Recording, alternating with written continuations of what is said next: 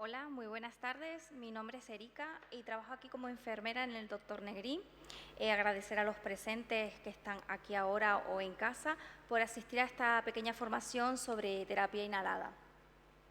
Pues vamos a comenzar diciendo una pequeña historia, una breve pequeña historia sobre la terapia inhalada y decir que la terapia inhalada es conocida ya hace muchos millones de años. Ya en antiguas civilizaciones como Egipto, la India o la China se utilizaba el vapor de ciertas plantas inhaladas como la escopolamina, ricas en escopolamina, iosina y atropina por los efectos que tenían estas relajantes sobre la musculatura bronquial. Pasan los años y en 1829 Schneider y Waltz crean el primer nebulizador de partículas en suspensión. Siguen pasando los años y se crea en 1864 por el Dr. Siegel el primer spray de vapor que es utilizado en balnearios y sanatorios de montaña para administrar inhalación de agua de mar o agua minerales en aquellos pacientes con patologías respiratorias. Un poquito más tarde, en 1956, se comercializa y se empieza a utilizar el primer cartucho presurizado, ideado por Mason, cuya hija es asmática y solicitaba utilizar un inhalador mucho más pequeño y más manejable. En 1971 aparece el primer inhalador de polvo seco junto con las cámaras y los espaciadores.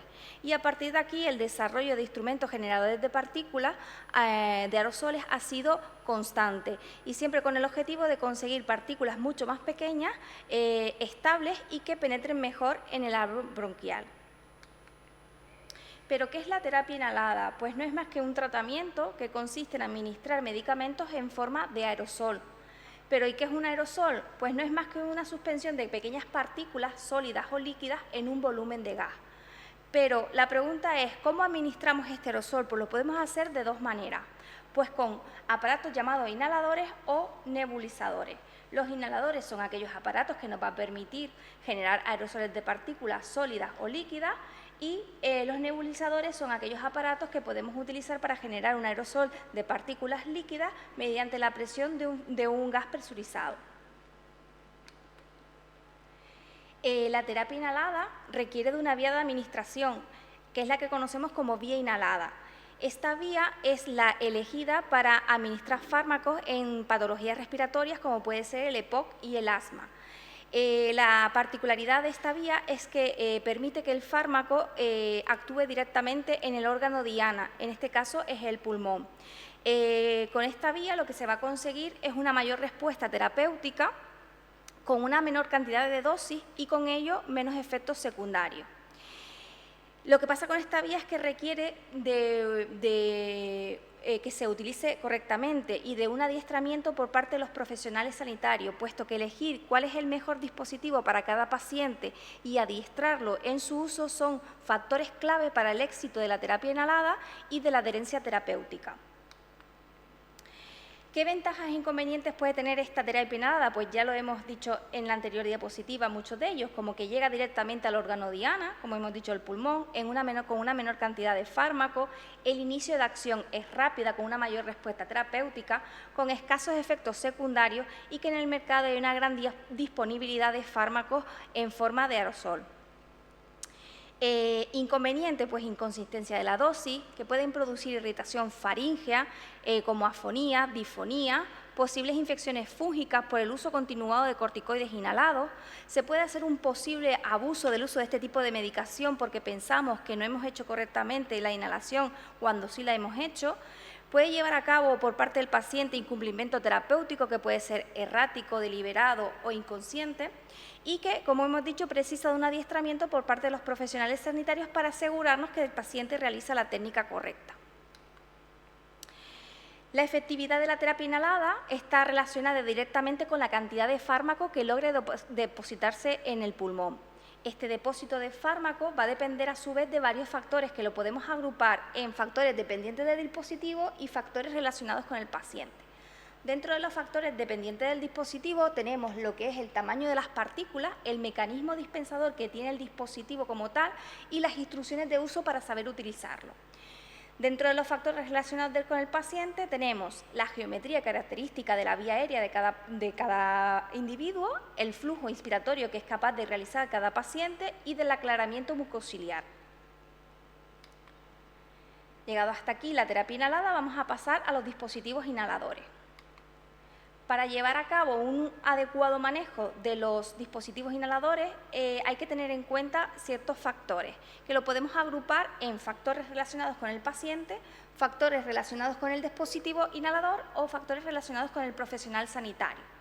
Dentro de los factores relacionados con el paciente tenemos el grado de obstrucción de flujo aéreo que pueda tener el paciente por su problema respiratorio, el grado de hiperinsuflación que tenga su pulmón, de la debilidad de sus músculos respiratorios, las comorbilidades que pueda tener, de la experiencia previa que pueda tener este paciente con el uso de otro tipo de dispositivos y de su capacidad de comprensión y aprendizaje.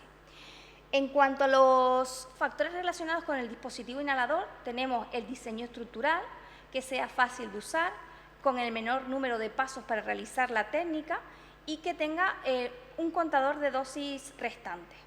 Y en cuanto a aquellos factores relacionados con el profesional sanitario, tenemos el grado de conocimiento que tenga ese profesional sanitario en cuanto a la terapia inhalada, el no tener en cuenta ciertas consideraciones previas que es necesario tener en cuanto al paciente, como puede ser si ha utilizado o no, por ejemplo, ya inhaladores y cuál sería, o llevar a cabo un programa de educación que es simplemente adiestrar en un primer lugar al paciente en lo que es la terapia inhalada y en el uso correcto de la técnica inhalada con su dispositivo y hacer evaluaciones periódicas para evaluar esa técnica y ver la adherencia al tratamiento. Estos serían los dispositivos inhaladores que tenemos hoy en día en el mercado y lo podemos dividir en 3 grupos: inhaladores de cartucho presudizado, conocidos como MDI, los de polvo seco, conocidos como DPI, y por último los SMI, que es el Respimat de niebla fina. Vamos a comenzar por los de cartucho presurizado de dosis media, conocido con las siglas MDI por cómo se llaman en inglés, y decir que este tipo de dispositivo está formado por 3 elementos. El cartucho propiamente dicho, que es una bombona de unos 10 mililitros, en cuyo interior vamos a encontrar el fármaco de 2 maneras, o en solución o en suspensión junto con el propelente. Luego tenemos la carcasa externa, que es donde va a introducirse ese cartucho presurizado, y una válvula dosificadora, que es por donde se va a emitir lo que es el aerosol. Este tipo de dispositivo nos permite administrar una dosis fija del fármaco, ¿vale? Y el propelente que se ha utilizado hasta hace unos años era el clorofluorocarbono, pero hoy en día se ha sustituido por el hidrofluoroalcano para reducir las emisiones de sustancias nocivas a la capa de ozono. Perdón. Decir que son pequeños, portátiles, fáciles de manejar, que se pueden acoplar a cámaras de inhalación, que requiere flujos inspiratorios bajos, menor a 30 litros por minuto, y que requieren por parte del paciente una coordinación en lo que es la pulsación del dispositivo y la inhalación. Dentro de este tipo de dispositivos podemos encontrar varios, como son los convencionales, los MDI convencionales, las partículas extrafinas, las de autodisparo y el sistema EvoCap. Vamos ahora a dar un pequeño repasito por encima de las diferencias o de las características principales de cada uno de ellos. Decir que el primero es el MDI convencional. Aquí el fármaco lo vamos a encontrar en suspensión junto con el propelente, por lo que es necesario agitarlo antes de usarlo. Luego tenemos los de partículas extrafinas, comercializado en España el sistema Modulite, y aquí el fármaco lo vamos a encontrar en solución. No tiene propelente, por lo tanto no es necesario agitarlo. Y la válvula dosificadora del aerosol es mucho más pequeña, lo que va a proporcionar un aerosol con partículas más finas y una emisión de velocidad de salida del aerosol mucho más lenta, lo que va a repercutir en aumentar ese depósito del fármaco en el pulmón. Luego tenemos los de autodisparo, que como bien dice el nombre, se dispara con la inhalación del paciente, están diseñados para facilitar y simplificar el manejo del dispositivo. Y por último tenemos el sistema EvoCap, que utiliza una tecnología mucho más sofisticada o mucho más nueva, como es la tecnología Aerosphere. Ventajas e inconvenientes de este tipo de dispositivo, pues ya muchas las hemos dicho en las anteriores diapositivas. Pequeños, entre las ventajas tenemos que es pequeño, portátil, compacto, el de fácil manejo, rápido, multidosis, son estables a las influencias ambientales, proporcionan una dosis precisa con un uso adecuado, requiere flujos inspiratorios bajos, menos de 30 litros por minuto, hay disponible en diferentes principios activos, el mantenimiento y la limpieza es muy fácil.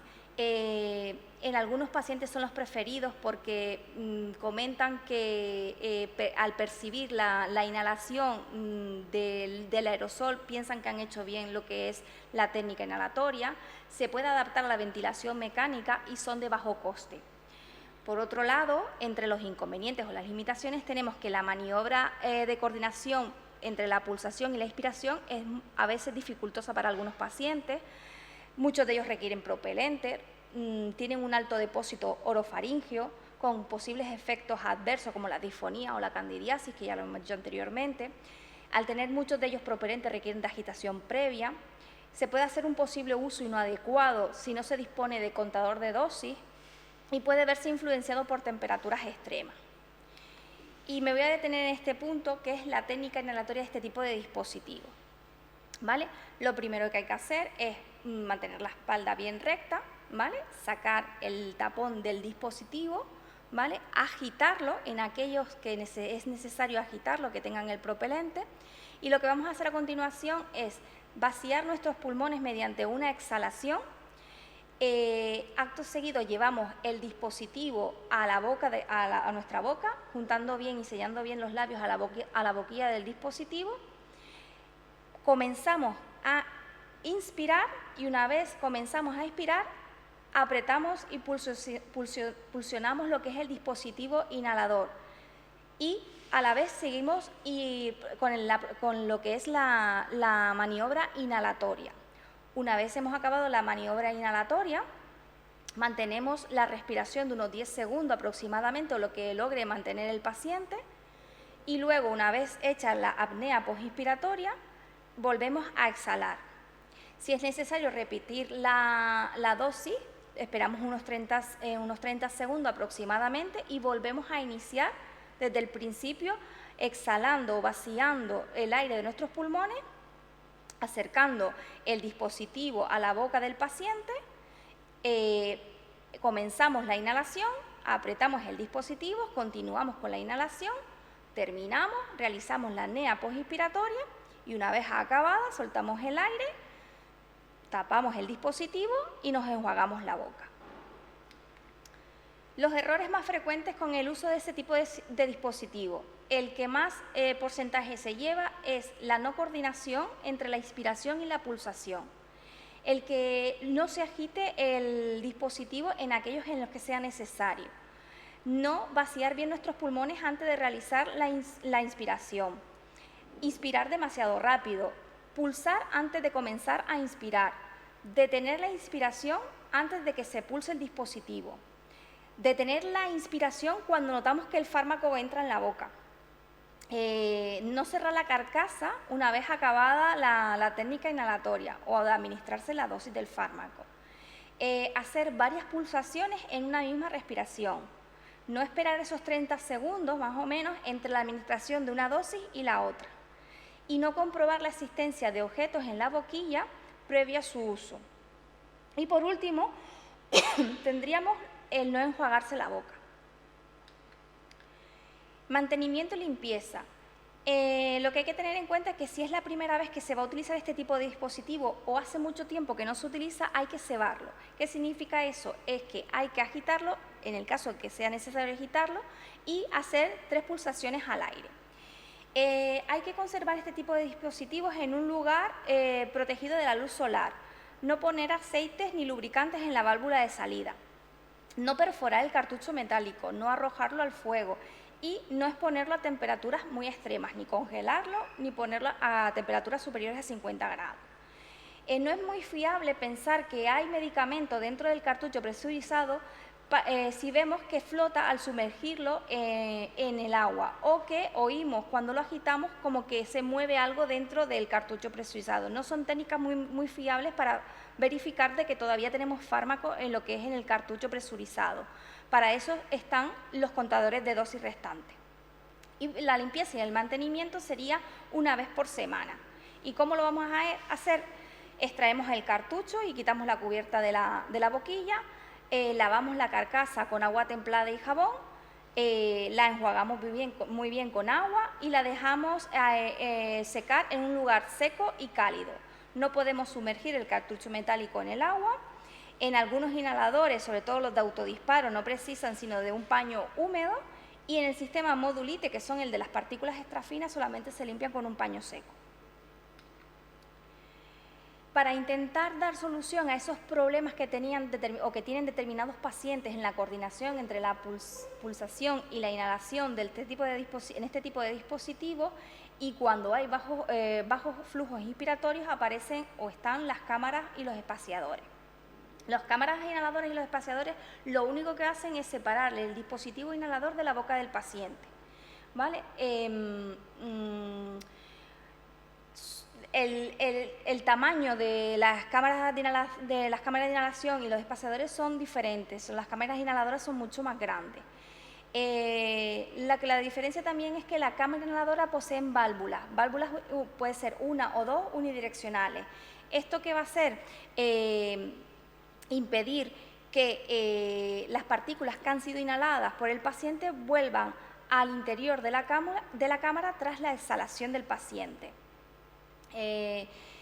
¿Y cuáles serían las ventajas y los inconvenientes de utilizar esta cámara de inhalación? Pues que no requieren la coordinación entre la pulsación y la inhalación, tiene menos efectos secundarios locales, porque disminuyen el impacto orofaríngeo, anulan ese efecto frío-freón que produce los dispositivos que tienen propelente, aumentan el depósito pulmonar, se utilizan también para aquellos pacientes con flujos inspiratorios muy bajitos, se pueden utilizar en situaciones de crisis y también se puede acoplar mascarillas a este tipo de dispositivos que son las cámaras o los espaciadores.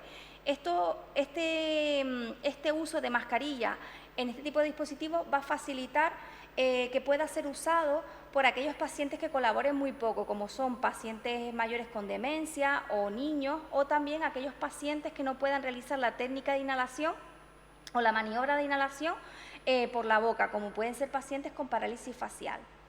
Dentro de los inconvenientes, pues que son muy grandes, poco manejables y transportables, no todas son universales, no todas están financiadas, muchas de ellas reducen la percepción de la inhalación y pueden tener problemas con carga electrostática que luego diremos cómo se elimina, y que requieren de adiestramiento por parte de profesional sanitario que sepa cómo se utiliza. La técnica inhalatoria de este tipo de dispositivos con la cámara de inhalación sería la siguiente. Se monta bien la cámara, se agita el dispositivo en el caso de que sea necesario, se acopla a la cámara, se exhala, se vacía nuestros pulmones de aire y se lleva la cámara inhalatoria a la boca del paciente, sellando bien los labios con la boquilla de la cámara. Acto seguido, se aprieta lo que es el dispositivo y se comienza la maniobra de inspiración.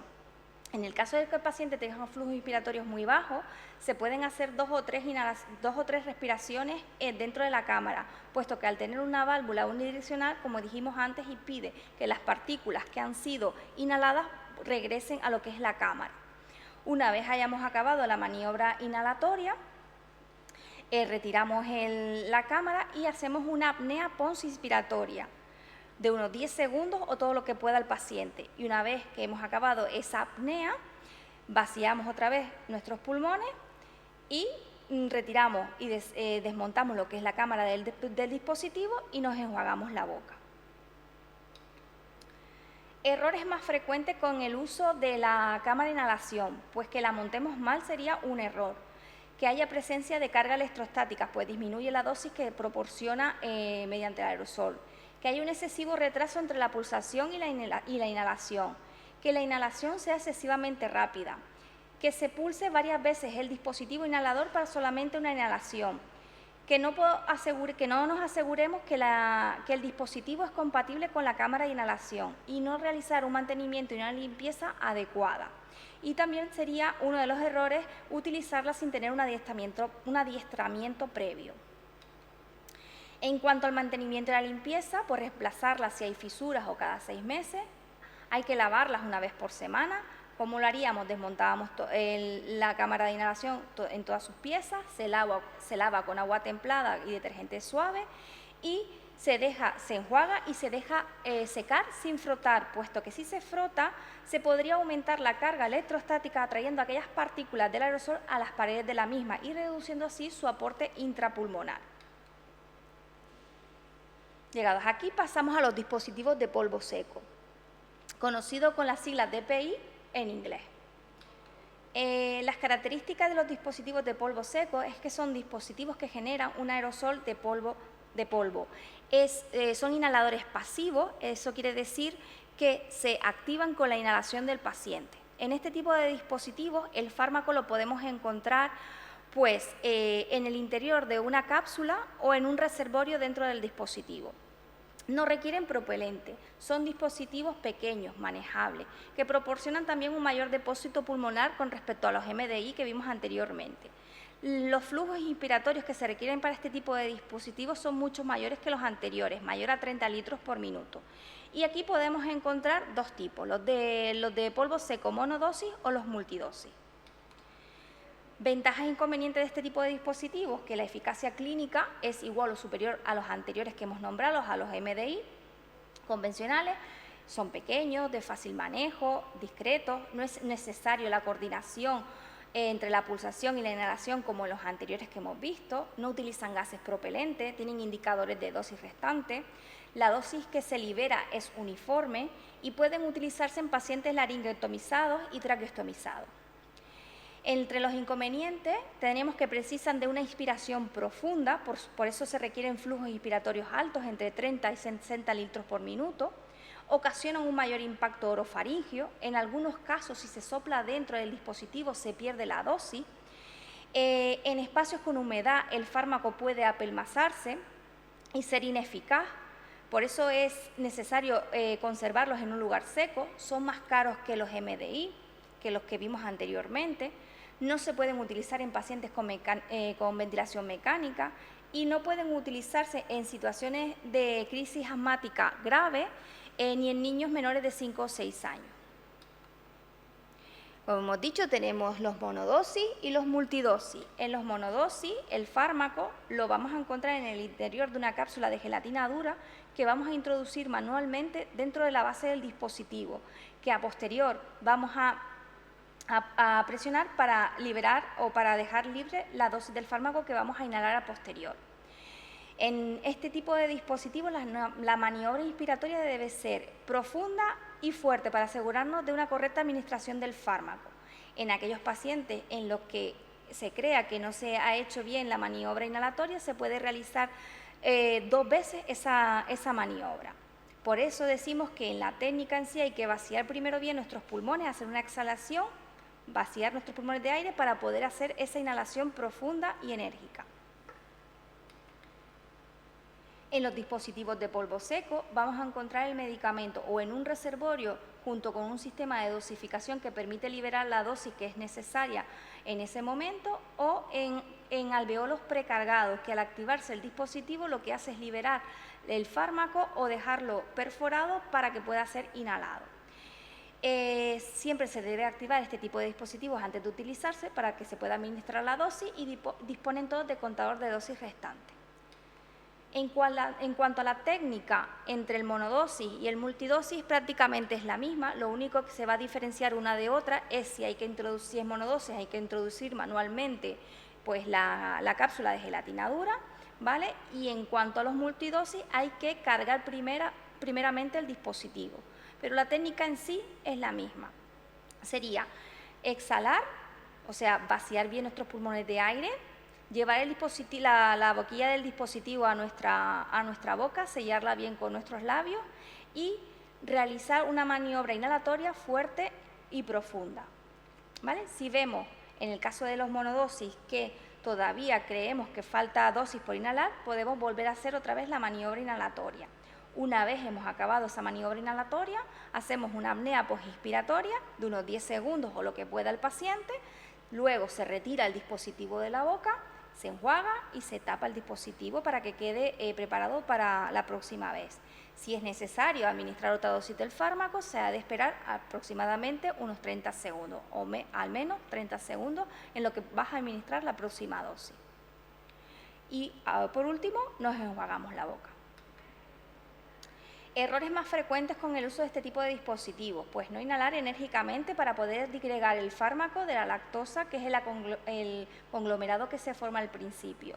Soplar dentro de la boquilla del inhalador. Considerar que no se ha inhalado el fármaco porque no notamos ese resabor que te proporciona la lactosa al depositarse en la orofaringe.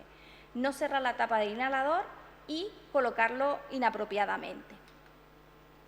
Mantenimiento y limpieza, pues guardar en un lugar seco, limpiarlo no sumergiéndolo nunca en agua, sino con un paño sin pelusa o un papel seco, cerrarlo y guardar. Y por último tendríamos los inhaladores de niebla fina, conocidos por las siglas SMI. El que está comercializado ahora mismo aquí es el Respimat.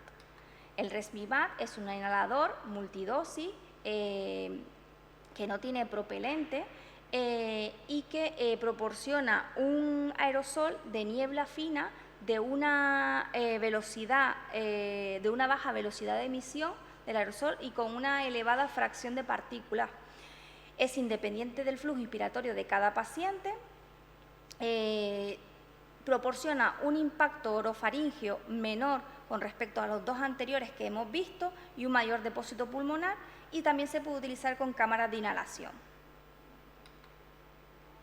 En cuanto al uso diario del Respimat, simplemente es con el dispositivo tapado, se gira la base transparente en la dirección de que te dicen las flechas que está en la etiqueta hasta que oigas un clic.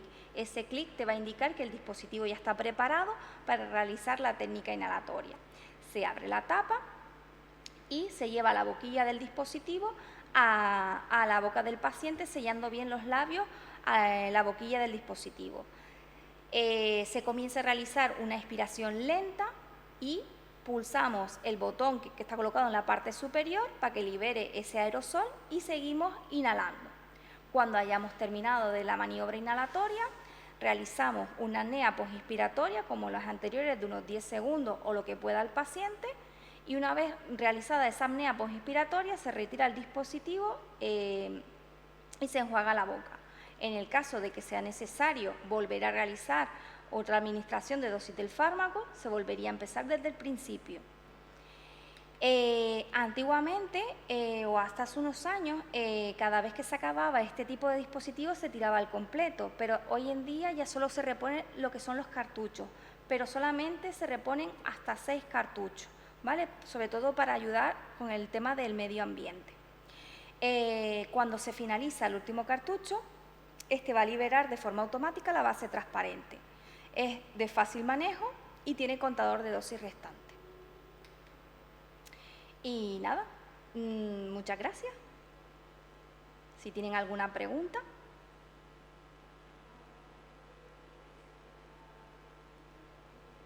No sé si en casa hay alguien conectado que quiera preguntar algo. ¿No? Pues nada, termino con esta frase que a mí me gusta mucho, y es que no es lo mismo hacer por hacer que hacer sabiendo lo que hacemos. Muchas gracias.